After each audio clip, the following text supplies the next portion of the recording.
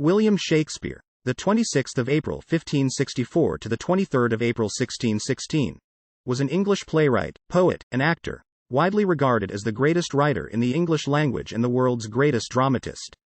He is often called England's national poet and the Bard of Avon, or simply, the Bard.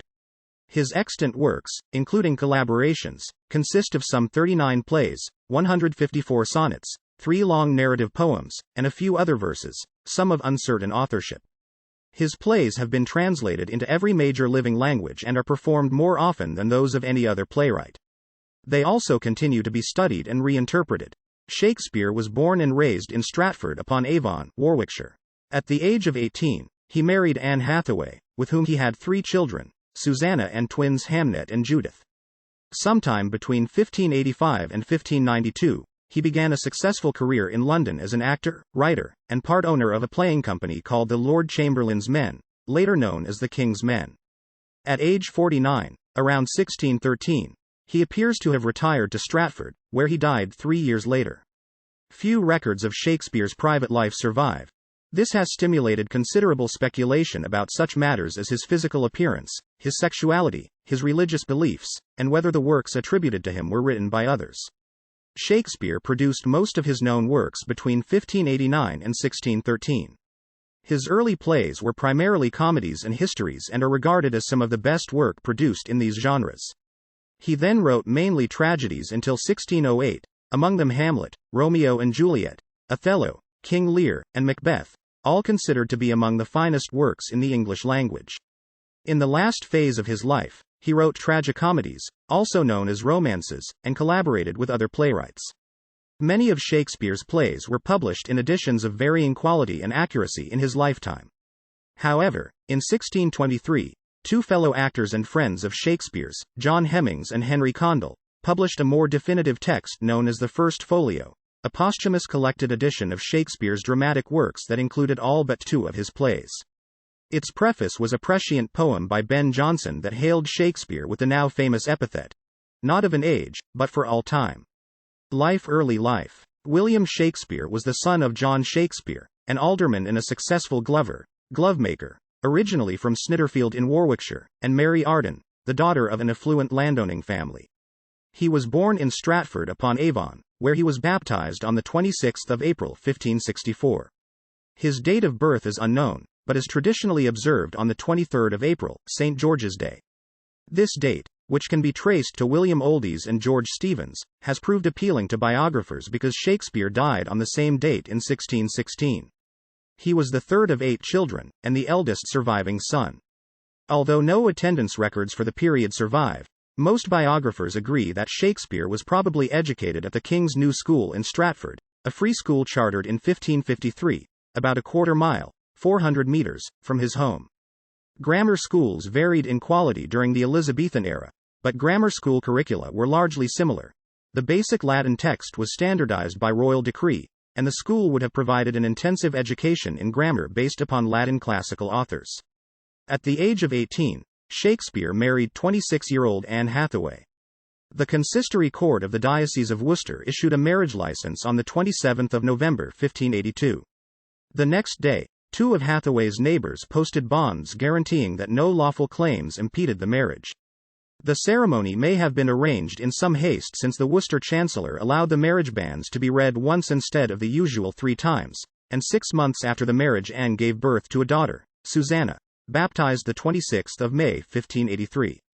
Twins, son Hamnet and daughter Judith, followed almost 2 years later and were baptized the 2nd of February 1585. Hamnet died of unknown causes at the age of 11 and was buried the 11th of August 1596. After the birth of the twins, Shakespeare left few historical traces until he is mentioned as part of the London theatre scene in 1592. The exception is the appearance of his name in the Complaints Bill of a law case before the Queen's Bench Court at Westminster dated Michaelmas Term 1588 and the 9th of October 1589. Scholars refer to the years between 1585 and 1592 as Shakespeare's lost years. Biographers attempting to account for this period have reported many apocryphal stories. Nicholas Rowe, Shakespeare's first biographer, recounted a Stratford legend that Shakespeare fled the town for London to escape prosecution for deer poaching in the estate of local squire Thomas Lucy. Shakespeare is also supposed to have taken his revenge on Lucy by writing a scurrilous ballad about him. Another 18th-century story has Shakespeare starting his theatrical career minding the horses of theatre patrons in London. John Aubrey reported that Shakespeare had been a country schoolmaster. Some 20th-century scholars suggested that Shakespeare may have been employed as a schoolmaster by Alexander Houghton of Lancashire, a Catholic landowner who named a certain William Shakeshaft in his will. Little evidence substantiates such stories other than hearsay collected after his death, and Shakeshaft was a common name in the Lancashire area.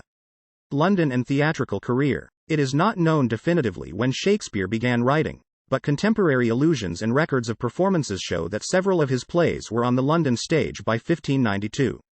By then, he was sufficiently known in London to be attacked in print by the playwright Robert Greene in his Groat's Worth of Wit. There is an upstart crow, beautified with our feathers, that with his tiger's heart wrapped in a player's hide, supposes he is as well able to bombast out a blank verse as the best of you, and being an absolute Johannes factotum, is in his own conceit the only Shake seen in a country. Scholars differ on the exact meaning of Greene's words, but most agree that Greene was accusing Shakespeare of reaching above his rank in trying to match such university-educated writers as Christopher Marlowe, Thomas Nash, and Greene himself, the so-called university wits. The italicized phrase parodying the line, "Oh, tiger's heart wrapped in a woman's hide," from Shakespeare's Henry VI, Part 3, along with the pun, "Shake scene," clearly identifies Shakespeare as Greene's target. As used here, Johannes factotum, jack of all trades, refers to a second-rate tinkerer with the work of others, rather than the more common, universal genius. Greene's attack is the earliest surviving mention of Shakespeare's work in the theatre. Biographers suggest that his career may have begun any time from the mid-1580s to just before Greene's remarks. After 1594, Shakespeare's plays were performed only by the Lord Chamberlain's Men, a company owned by a group of players, including Shakespeare, that soon became the leading playing company in London. After the death of Queen Elizabeth in 1603, the company was awarded a royal patent by the new King James I, and changed its name to the King's Men. All the world's a stage, and all the men and women merely players. They have their exits and their entrances, and one man in his time plays many parts. As You Like It, Act 2, Scene 7, 139-142. In 1599, a partnership of members of the company built their own theatre on the south bank of the River Thames, which they named the Globe. In 1608, the partnership also took over the Blackfriars Indoor Theatre. Extant records of Shakespeare's property purchases and investments indicate that his association with the company made him a wealthy man, and in 1597, he bought the second largest house in Stratford, New Place, and in 1605, invested in a share of the parish tithes in Stratford.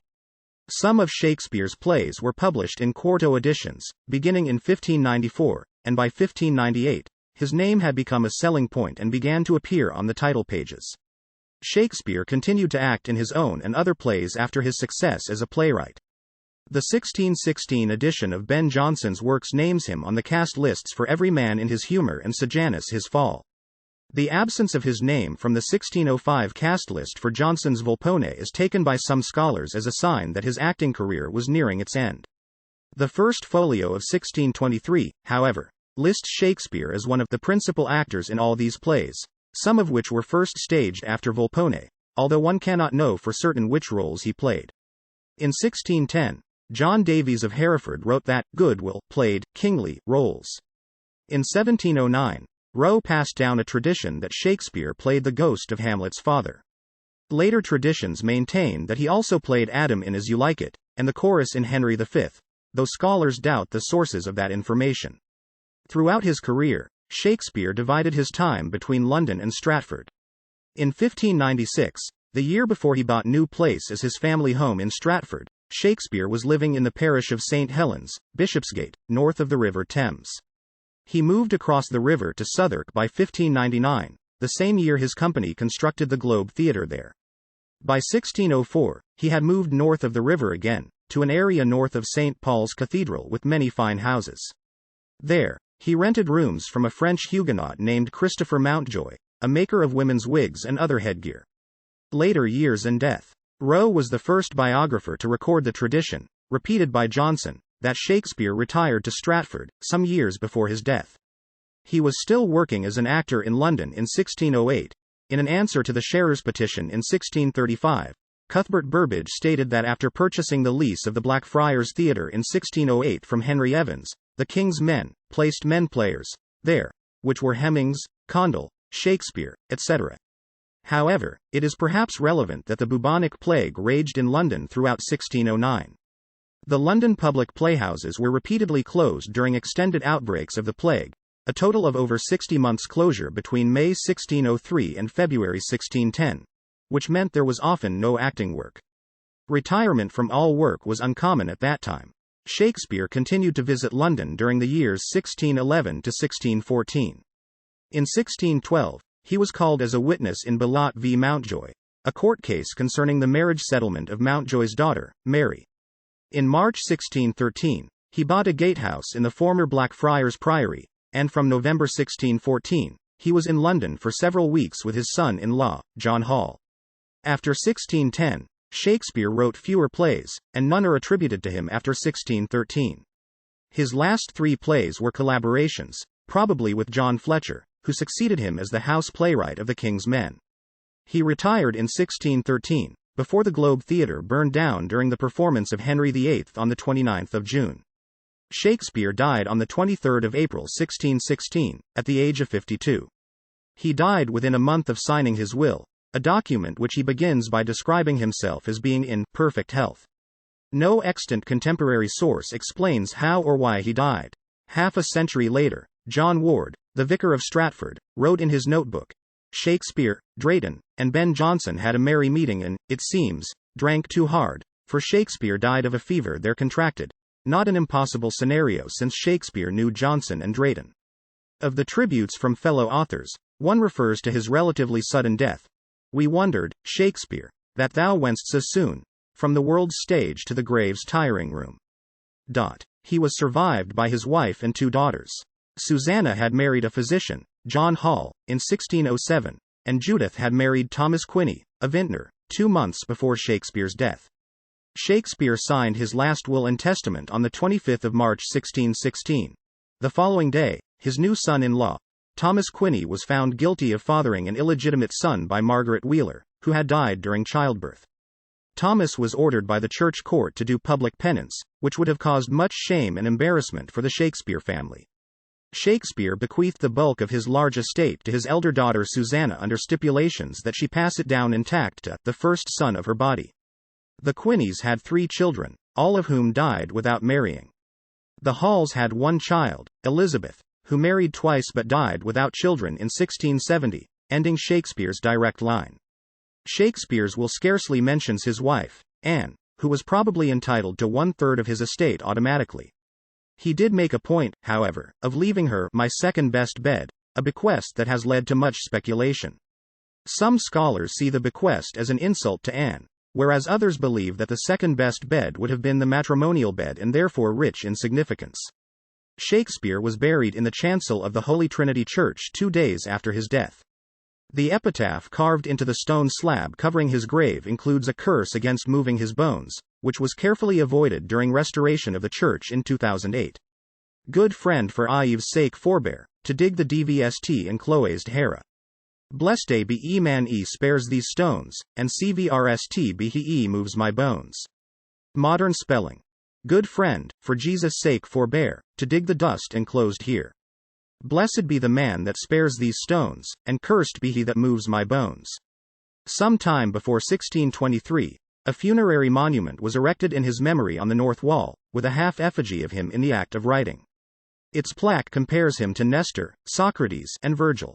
In 1623, in conjunction with the publication of the first folio, the Droeshout engraving was published. Shakespeare has been commemorated in many statues and memorials around the world, including funeral monuments in Southwark Cathedral and Poets' Corner in Westminster Abbey. Plays. Most playwrights of the period typically collaborated with others at some point, and critics agree that Shakespeare did the same, mostly early and late in his career. The first recorded works of Shakespeare are Richard III and the 3 parts of Henry VI, written in the early 1590s during a vogue for historical drama. Shakespeare's plays are difficult to date precisely, however, and studies of the text suggest that Titus Andronicus, the Comedy of Errors, The Taming of the Shrew, and The Two Gentlemen of Verona may also belong to Shakespeare's earliest period. His first histories, which draw heavily on the 1587 edition of Raphael Holinshed's Chronicles of England, Scotland, and Ireland, dramatize the destructive results of weak or corrupt rule and have been interpreted as a justification for the origins of the Tudor dynasty. The early plays were influenced by the works of other Elizabethan dramatists, especially Thomas Kyd and Christopher Marlowe, by the traditions of medieval drama, and by the plays of Seneca. The Comedy of Errors was also based on classical models, but no source for The Taming of the Shrew has been found, though it is related to a separate play of the same name and may have derived from a folk story. Like The Two Gentlemen of Verona, in which two friends appear to approve of rape, the Shrew's story of the taming of a woman's independent spirit by a man sometimes troubles modern critics, directors, and audiences. Shakespeare's early classical and Italianate comedies, containing tight double plots and precise comic sequences, give way in the mid-1590s to the romantic atmosphere of his most acclaimed comedies. A Midsummer Night's Dream is a witty mixture of romance, fairy magic, and comic lowlife scenes. Shakespeare's next comedy, The Equally Romantic Merchant of Venice, contains a portrayal of the vengeful Jewish moneylender Shylock, which reflects Elizabethan views but may appear derogatory to modern audiences. The wit and wordplay of Much Ado About Nothing, the charming rural setting of As You Like It, and the lively merrymaking of Twelfth Night complete Shakespeare's sequence of great comedies. After the lyrical Richard II, written almost entirely in verse, Shakespeare introduced prose comedy into the histories of the late 1590s, Henry IV, Parts 1 and 2, and Henry V. His characters become more complex and tender as he switches deftly between comic and serious scenes, prose and poetry, and achieves the narrative variety of his mature work. This period begins and ends with two tragedies, Romeo and Juliet, the famous romantic tragedy of sexually charged adolescence, love, and death, and Julius Caesar, based on Sir Thomas North's 1579 translation of Plutarch's Parallel Lives, which introduced a new kind of drama. According to Shakespearean scholar James Shapiro, in Julius Caesar, the various strands of politics, character, inwardness, contemporary events, even Shakespeare's own reflections on the act of writing, began to infuse each other. In the early 17th century, Shakespeare wrote the so-called problem plays, Measure for Measure, Troilus and Cressida, and All's Well That Ends Well, and a number of his best-known tragedies. Many critics believe that Shakespeare's greatest tragedies represent the peak of his art. The titular hero of one of Shakespeare's greatest tragedies, Hamlet, has probably been discussed more than any other Shakespearean character, especially for his famous soliloquy which begins, "To be or not to be? That is the question." Unlike the introverted Hamlet, whose fatal flaw is hesitation, the heroes of the tragedies that followed, Othello and King Lear, are undone by hasty errors of judgment. The plots of Shakespeare's tragedies often hinge on such fatal errors or flaws, which overturn order and destroy the hero and those he loves. In Othello, the villain Iago stokes Othello's sexual jealousy to the point where he murders the innocent wife who loves him. In King Lear, the old king commits the tragic error of giving up his powers, initiating the events which lead to the torture and blinding of the Earl of Gloucester and the murder of Lear's youngest daughter Cordelia. According to the critic Frank Kermode, the play offers neither its good characters nor its audience any relief from its cruelty. In Macbeth, the shortest and most compressed of Shakespeare's tragedies, uncontrollable ambition incites Macbeth and his wife, Lady Macbeth, to murder the rightful king and usurp the throne until their own guilt destroys them in turn. In this play, Shakespeare adds a supernatural element to the tragic structure. His last major tragedies, Antony and Cleopatra and Coriolanus, contain some of Shakespeare's finest poetry and were considered his most successful tragedies by the poet and critic T.S. Eliot. In his final period, Shakespeare turned to romance or tragicomedy and completed three more major plays, Cymbeline, The Winter's Tale, and The Tempest, as well as the collaboration, Pericles, Prince of Tyre. Less bleak than the tragedies, these four plays are graver in tone than the comedies of the 1590s, but they end with reconciliation and the forgiveness of potentially tragic errors. Some commentators have seen this change in mood as evidence of a more serene view of life on Shakespeare's part, but it may merely reflect the theatrical fashion of the day. Shakespeare collaborated on two further surviving plays, Henry VIII and The Two Noble Kinsmen, probably with John Fletcher. Performances. It is not clear for which companies Shakespeare wrote his early plays. The title page of the 1594 edition of Titus Andronicus reveals that the play had been acted by three different troupes. After the plagues of 1592–93, Shakespeare's plays were performed by his own company at the theatre in the Curtain in Shoreditch, north of the Thames. Londoners flocked there to see the first part of Henry IV, Leonard Digges' recording, Let But Falstaff Come, Hal, Poins, the rest. And you scarce shall have a room. When the company found themselves in dispute with their landlord, they pulled the theatre down and used the timbers to construct the Globe Theatre, the first playhouse built by Actors for Actors, on the south bank of the Thames at Southwark. The Globe opened in autumn 1599, with Julius Caesar one of the first plays staged. Most of Shakespeare's greatest post-1599 plays were written for the Globe, including Hamlet, Othello, and King Lear. After the Lord Chamberlain's men were renamed the King's Men in 1603, they entered a special relationship with the new King James. Although the performance records are patchy, the King's Men performed 7 of Shakespeare's plays at court between the 1st of November 1604 and the 31st of October 1605, including 2 performances of The Merchant of Venice. After 1608, they performed at the indoor Blackfriars Theatre during the winter and the Globe during the summer. The indoor setting, combined with the Jacobean fashion for lavishly staged masks, allowed Shakespeare to introduce more elaborate stage devices. In Cymbeline, for example, Jupiter descends in thunder and lightning, sitting upon an eagle. He throws a thunderbolt. The ghosts fall on their knees.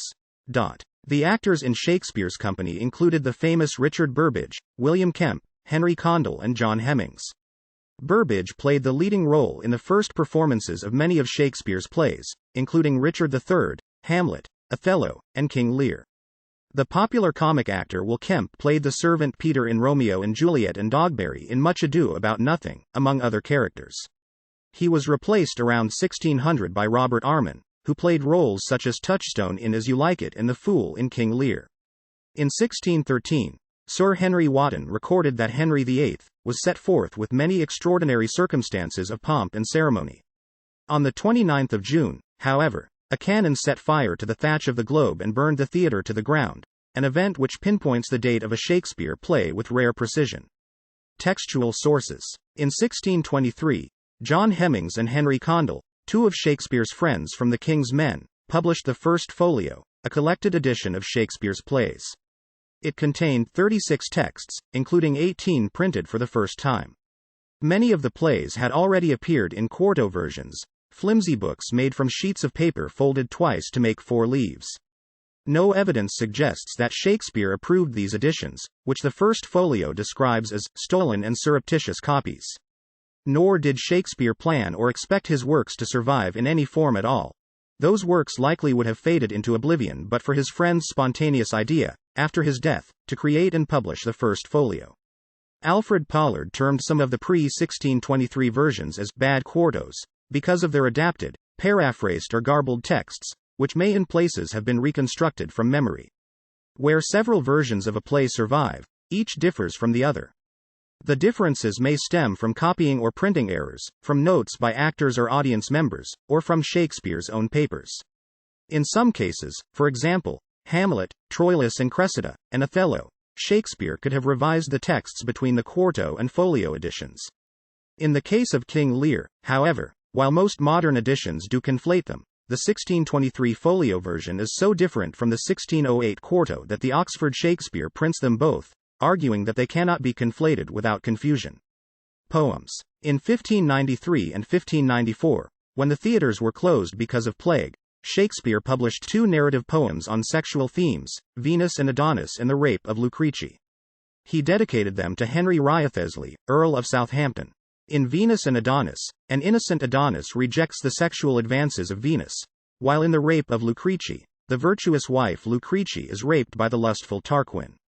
Influenced by Ovid's Metamorphoses, the poems show the guilt and moral confusion that result from uncontrolled lust.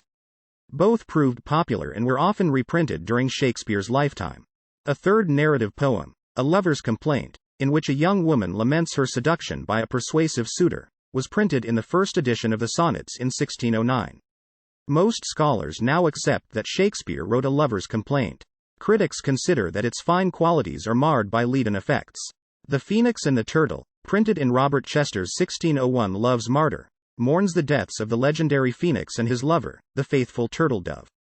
In 1599, Two early drafts of sonnets 138 and 144 appeared in The Passionate Pilgrim, published under Shakespeare's name but without his permission. Sonnets. Published in 1609, the sonnets were the last of Shakespeare's non-dramatic works to be printed. Scholars are not certain when each of the 154 sonnets was composed, but evidence suggests that Shakespeare wrote sonnets throughout his career for a private readership. Even before the two unauthorized sonnets appeared in The Passionate Pilgrim in 1599, Francis Meres had referred in 1598 to Shakespeare's Sigurd sonnets among his private friends. Few analysts believe that the published collection follows Shakespeare's intended sequence. He seems to have planned two contrasting series. One about uncontrollable lust for a married woman of dark complexion, the Dark Lady, and one about conflicted love for a fair young man, the Fair Youth. It remains unclear if these figures represent real individuals, or if the authorial I who addresses them represents Shakespeare himself, though Wordsworth believed that with the sonnets, Shakespeare unlocked his heart. Shall I compare thee to a summer's day? Thou art more lovely and more temperate. Lines from Shakespeare's Sonnet 18.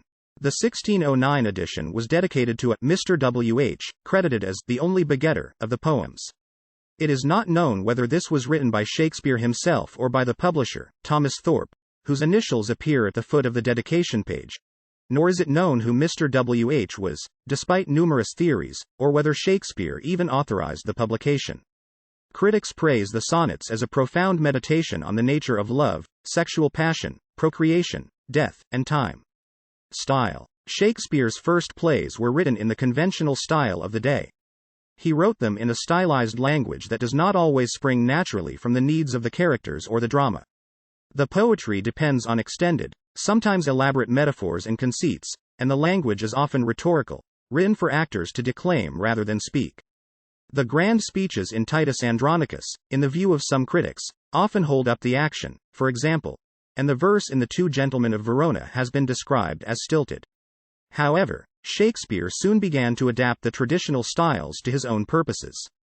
The opening soliloquy of Richard III has its roots in the self-declaration of vice in medieval drama. At the same time, Richard's vivid self-awareness looks forward to the soliloquies of Shakespeare's mature plays. No single play marks a change from the traditional to the freer style. Shakespeare combined the two throughout his career, with Romeo and Juliet perhaps the best example of the mixing of the styles. By the time of Romeo and Juliet, Richard II, and A Midsummer Night's Dream in the mid-1590s, Shakespeare had begun to write a more natural poetry. He increasingly tuned his metaphors and images to the needs of the drama itself. Shakespeare's standard poetic form was blank verse, composed in iambic pentameter. In practice, this meant that his verse was usually unrhymed and consisted of 10 syllables to a line, spoken with a stress on every second syllable. The blank verse of his early plays is quite different from that of his later ones. It is often beautiful, but its sentences tend to start, pause, and finish at the end of lines, with the risk of monotony. Once Shakespeare mastered traditional blank verse, he began to interrupt and vary its flow. This technique releases the new power and flexibility of the poetry in plays such as Julius Caesar and Hamlet. Shakespeare uses it, for example, to convey the turmoil in Hamlet's mind. Sir, in my heart there was a kind of fighting that would not let me sleep. Methought I lay worse than the mutins in the bilboes. Rashly, and praised be rashness for it, let us know our indiscretion sometimes serves us well. Hamlet, Act 5, Scene 2, 4-8. After Hamlet, Shakespeare varied his poetic style further, particularly in the more emotional passages of the late tragedies. The literary critic A.C. Bradley described this style as more concentrated, rapid, varied, and, in construction, less regular, not seldom twisted or elliptical. In the last phase of his career, Shakespeare adopted many techniques to achieve these effects.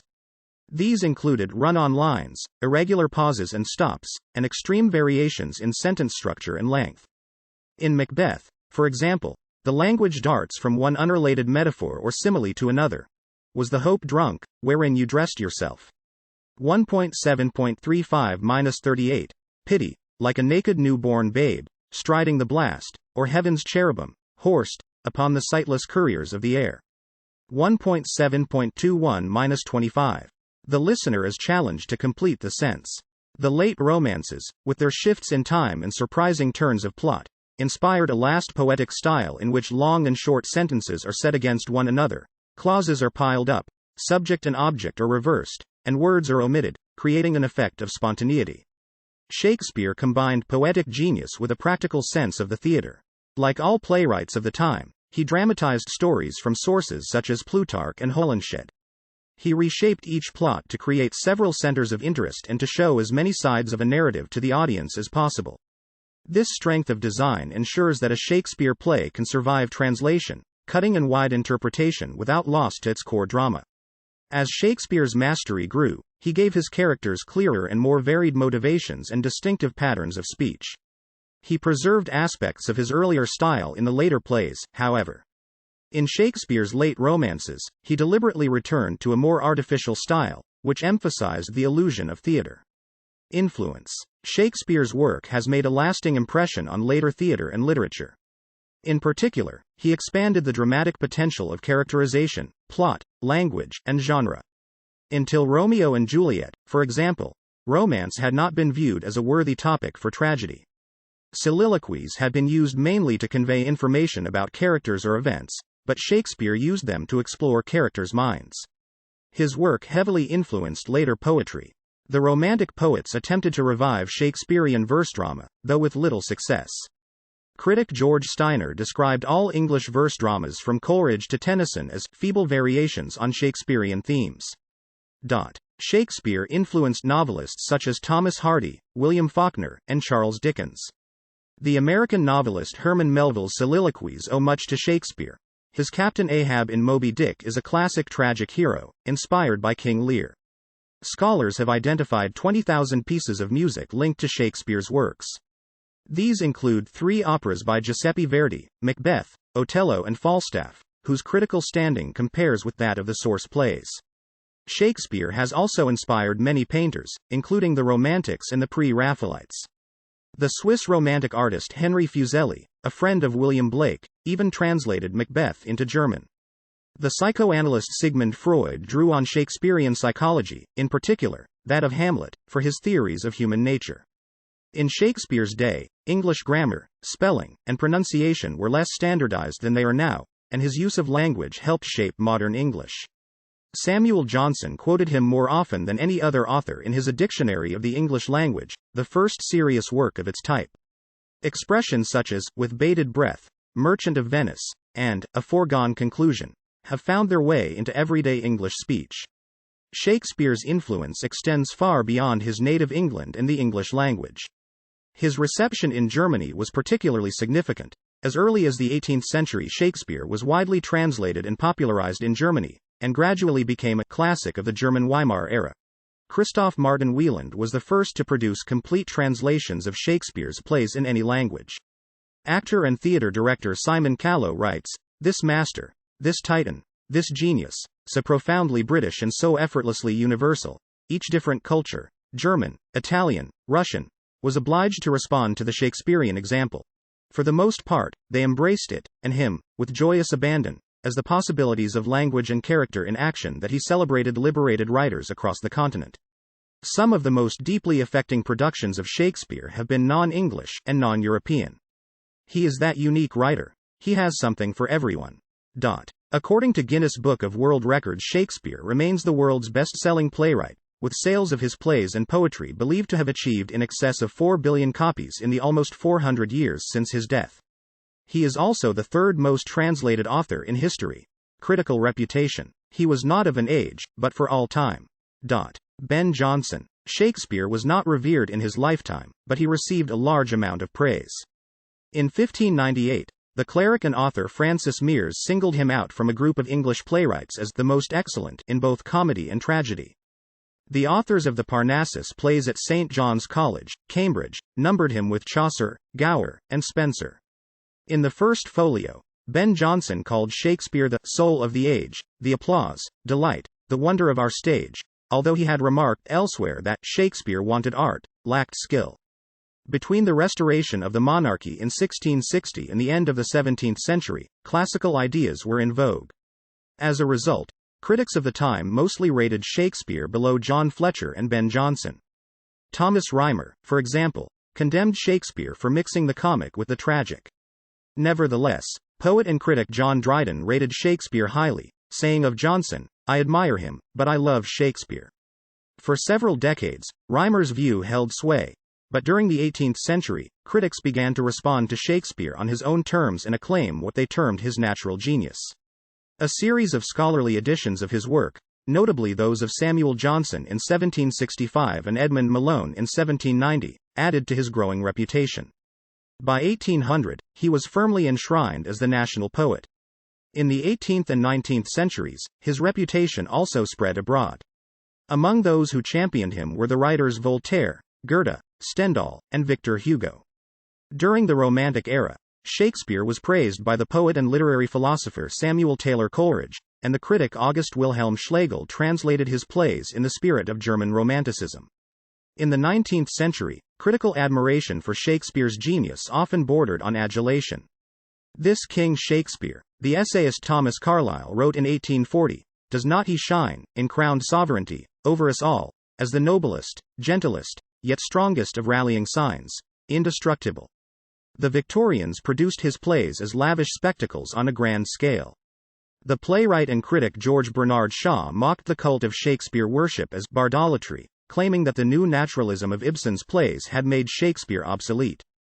The modernist revolution in the arts during the early 20th century, far from discarding Shakespeare, eagerly enlisted his work in the service of the avant-garde. The Expressionists in Germany and the Futurists in Moscow mounted productions of his plays. Marxist playwright and director Bertolt Brecht devised an epic theater under the influence of Shakespeare.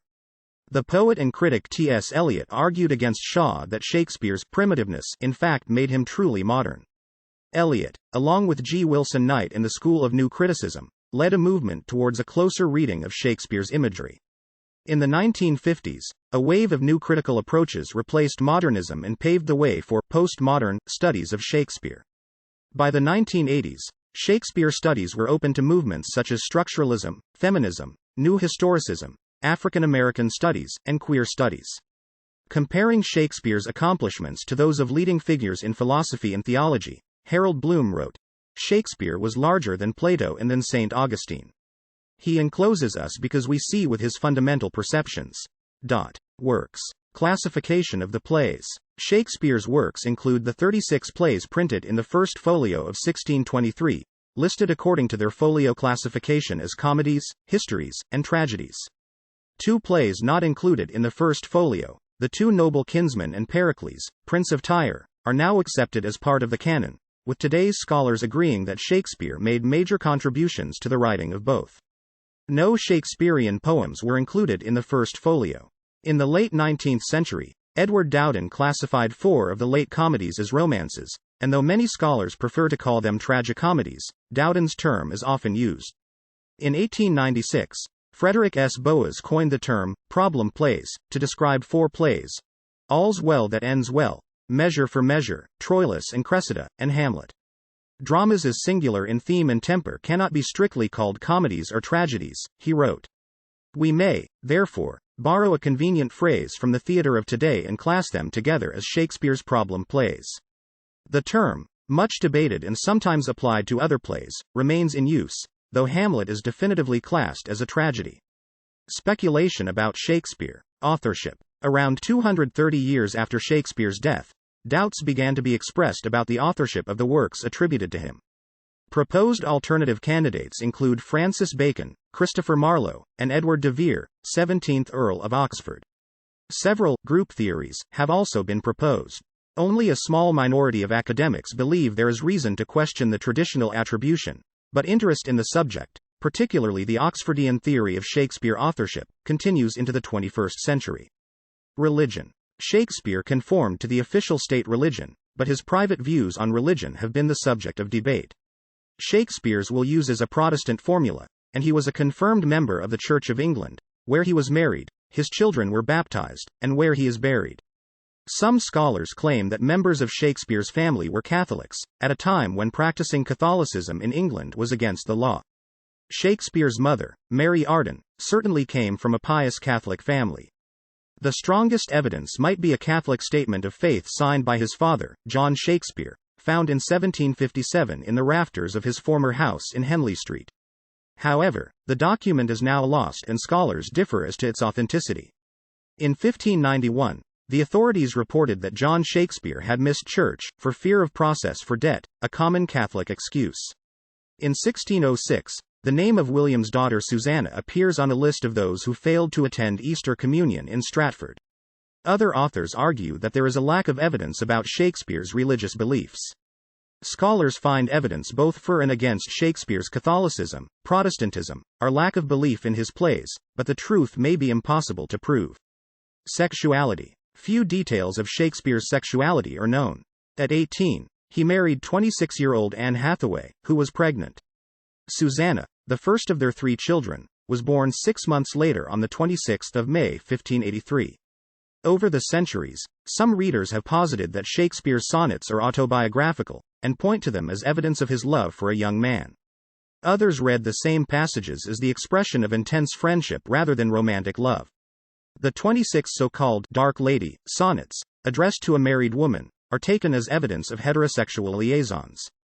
Portraiture. No written contemporary description of Shakespeare's physical appearance survives, and no evidence suggests that he ever commissioned a portrait, so the Droeshout engraving, which Ben Jonson approved of as a good likeness, and his Stratford monument provide perhaps the best evidence of his appearance. From the 18th century, the desire for authentic Shakespeare portraits fueled claims that various surviving pictures depicted Shakespeare. That demand also led to the production of several fake portraits, as well as misattributions, repaintings, and relabeling of portraits of other people. This audio uses material from the Wikipedia article William Shakespeare n.wikipedia.org/wiki/William_Shakespeare, which is released under the license Creative Commons. Attribution Share Alike 3.0 Unported. CC by SA 3.0 creativecommons.org/licenses/by SA/3.0